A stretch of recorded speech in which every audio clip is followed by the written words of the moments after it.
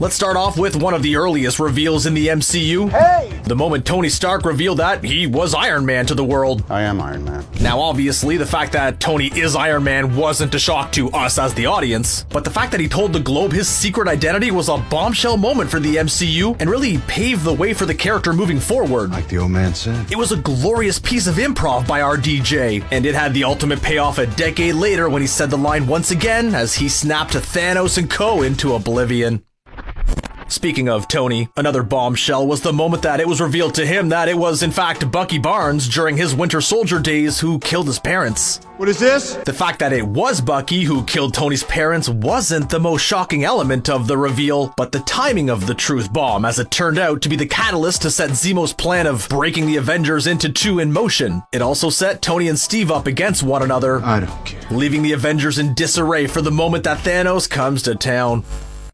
After Captain America the First Avenger, it was believed that one of Cap's greatest rivals, Red Skull, was done and dusted for good and would not be seen again in the MCU. But amidst a number of shocks in Infinity War, Red Skull made his return as it was revealed that he was guarding the Soul Stone on Vormir. While Hugo Weaving didn't reprise the role of Red Skull, it was nice to see a classic villain that was originally thought to be finished in the Marvel Universe. Poor Spidey can't catch a break, can he? Come on, man, please. When he finally seemingly put his life as a superhero on hold to focus on his life as a teenager, it all came crashing down around him when he learns that the father of his homecoming date, Liz, is the man that he's been up against for most of the movie, Adrian Toomes, aka the Vulture. You alright, Pete? The moment was so shocking that it generated genuine gasps from the audience upon the reveal. And the acting between Holland and Keaton was so good that the tension between the two characters was palpable. Spider-Man. If there was ever a moment in the MCU that caused fans to scream with joy, other than a moment that we'll discuss later in this video, it's the moment that Cap proved he was worthy and lifted Mjolnir for the first time.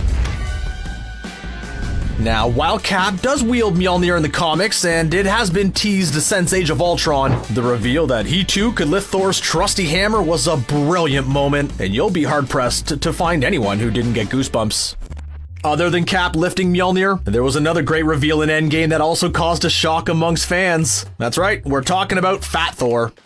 Noob Master, hey, it's Thor again. You know, the god of thunder? Now, it is unsurprising that Thor would feel some sort of remorse that he didn't finish Thanos when he had the chance, and also couldn't stop him from snapping away half the universe, but letting himself go to that extent was truly shocking. What was even more surprising is that Hemsworth still looks so darn good even with a beer gut. Seriously, that dude abides by the laws of looking good.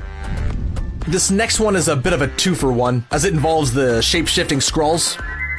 Firstly, there is the shock reveal that the Skrulls aren't actually the villains in Captain Marvel, and actually the victims and their refugees trying to escape the reaches of the Kree Empire. Let him go.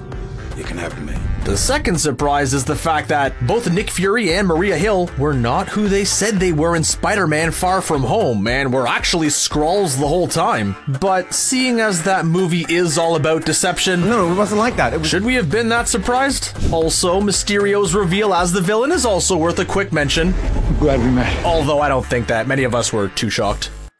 Now, when it comes to the most hated reveal in the MCU, the award probably goes to the moment that we learn that Ben Kingsley's Mandarin is actually a fake, and that he's actually an actor by the name of Trevor Slattery. Bloody hell, bloody hell. A lot of fans were not exactly pleased with this reveal, given that the Mandarin is such a fan favorite and is one of the most loved villains in Iron Man's catalog, and we've been waiting to see Tony go up against his greatest foe in the MCU.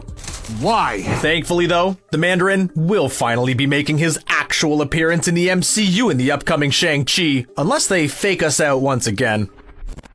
When it comes to top Marvel villains, Killmonger probably ranks in the top 3 alongside Thanos and Zemo, and that's because he was such a great character, brilliantly played by Michael B. Jordan. It's not my name, princess. The best Killmonger moment, for me anyway, is the moment that he reveals his true heritage and the wonderful improvised "Hey Auntie" line. Hey, auntie.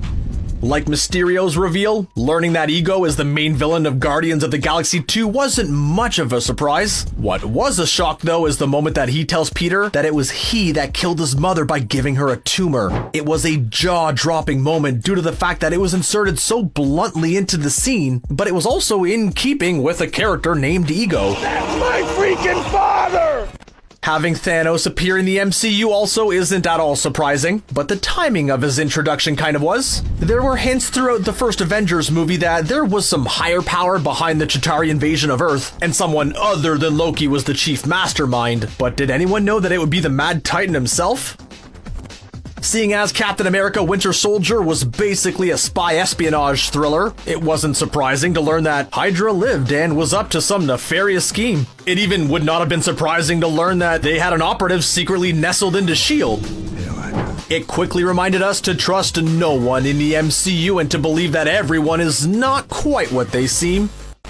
Thor: The Dark World, in my opinion, was a little bit of a snooze fest. But it did have some top-tier Loki content, with the ending bringing the huge reveal that it was in fact Loki who sits atop the Asgardian throne. Not only did we learn that Loki didn't actually die, but he had also usurped Odin as King of Asgard. It did seem like it was setting up to be a major story in the next movie, but that never came to fruition. Sometimes it's not a character's life as a superhero that brings the surprise, but their life outside of saving the world. Take, for example, the moment it was revealed that Hawkeye had his own farm and family off the grid. 2 mustard, please. In the comics, Clint has never been much of a family man, so it was as much of a surprise to us as it was to the Avengers that he secretly had his own wife and children, and this again paid off when they were all snapped away at the beginning of Endgame. But is there a bigger shock than the reveal that Zemo has powers? The powers to dance like an absolute demon, that is. Like, seriously, that guy has some fire moves, and I can guarantee you did not see that coming. Also, quick honorable mention, the reveal that it was Agatha all along. Not for the fact that she is the villain, but just for the fact that the reveal song was so darn catchy. Don't act like you're not singing it.